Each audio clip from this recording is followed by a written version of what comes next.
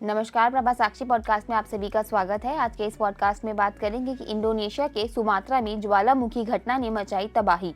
नदियों में बह रहे लोगों के शव, बाढ़ के कारण जलमग्न हुआ शहर। तो आइए सुनते हैं आज के इस पॉडकास्ट को। लेकिन उससे पहले अगर आपने हमारे चैनल को सब्सक्राइब नहीं किया है तो जरूर कर लें, ताकि आप रोज ऐसे ही इंटरेस्टिंग और जानकारीपूर्ण पॉडकास्ट सुन सकें। इंडोनेशिया के सुमात्रा में सक्रिय ज्वालामुखी माउंट मरापी से अचानक आई बाढ़, भूस्खलन और ठंडे लावा की विनाशकारी धारा के कारण पिछले सप्ताहांत में कम से कम 52 लोगों की मौत हो गई। 19 लोग इस दौरान लापता भी हुए हैं। बचाव कर्मियों ने मंगलवार को नदियों और बाढ़ से प्रभावित गांवों में मलबों में लोगों की तलाश जारी रखी। मानसून की भारी बारिश और भूस्खलन तथा माउंट मेरापी से निकले लावे ने शनिवार को आधी रात से ठीक पहले पश्चिमी सुमात्रा प्रांत के 4 जिलों में कहर बरपा दिया। ज्वालामुखी माउंट मरापी की वजह से आया कहर।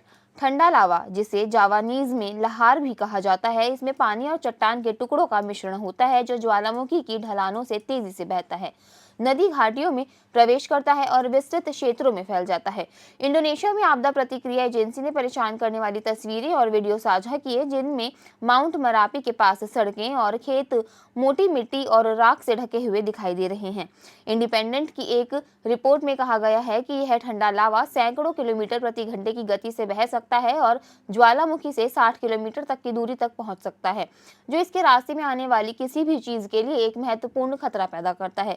संयुक्त राज्य भूवैज्ञानिक सर्वेक्षण के अनुसार लाहार को नियमित लावा प्रवाह की तुलना में अधिक विनाशकारी और घातक माना जाता है। उनमें लगभग किसी भी चीज को कुचलने या दफनाने की क्षमता होती है और पुलों और सड़कों जैसे बुनियादी ढांचे को नष्ट करके वे लोगों को उन क्षेत्रों में फंसा सकते हैं जो आगे ज्वालामुखी गतिविधियों के प्रति संवेदनशील हैं।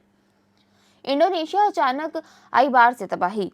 इंडोनेशिया के सुमात्रा द्वीप में अचानक आई बाढ़ की तबाही थमने का नाम नहीं ले रही है। बचाव कर्मियों ने मंगलवार को नदियों और बाढ़ से प्रभावित गांवों में मलबे में लोगों की तलाश जारी रखी। मानसून की भारी बारिश और भूस्खलन तथा माउंट मेरापी से निकले लावे ने आधी रात से ठीक पहले पश्चिमी सुमात्रा प्रांत के 4 जिलों में कहर बरपा दिया।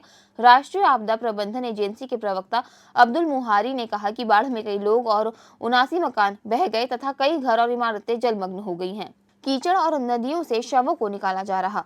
नतीजतन 3,300 से अधिक निवासियों को अस्थायी सरकारी सहायता केंद्र में जाने के लिए मजबूर होना पड़ा। मुहारी ने कहा कि मंगलवार तक कीचड़ और नदियों से 52 शवों को निकाला जा चुका है। बचाव कर्मी उन 20 लोगों की तलाश कर रहे हैं जो लापता बताए जाते हैं। इंडोनेशिया की मौसम विज्ञान, जलवायु विज्ञान और भूभौतिकी एजेंसी ने कहा कि आगामी दिनों में पश्चिम सुमात्रा प्रांत में और अधिक बारिश होने का अनुमान है और अगले सप्ताह तक अत्यधिक बारिश हो सकती है। बचाव कर्मी 7 लोगों के समूह में से उन 4 लोगों को भी खोज रहे हैं जो अपनी कार के साथ बह गए थे।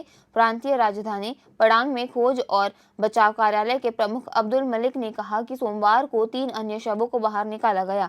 मलिक ने कहा कि दूरदराज के इलाकों में अभी भी पहुंच संभव नहीं है, इसलिए मृतकों की संख्या बढ़ने की संभावना है। इंडोनेशिया के centre for volcanology and geological disaster mitigation के अनुसार माउंट मेरापी ज्वालामुखी को अचानक विस्फोटों के लिए जाना जाता है। मेरापी में विस्फोटों का अनुमान लगाना मुश्किल है क्योंकि स्रोत उथला है और शिखर के पास है। मेरापी ज्वालामुखी जनवरी 2024 में एक विस्फोट के बाद से सक्रिय है। यह इंडोनेशिया में 120 से अधिक सक्रिय ज्वालामुखी में से एक है। पैसिफिक रिंग ऑफ फायर पर स्थित होने के कारण देश आए दिन भूकंप के झटकों का अनुभव करता रहता है। आज के लिए इतना ही। अगले पॉडकास्ट में किसी और मुद्दे पर देंगे आपको विस्तृत जानकारी। तब तक के लिए जुड़े रहें प्रभा साक्षी के साथ।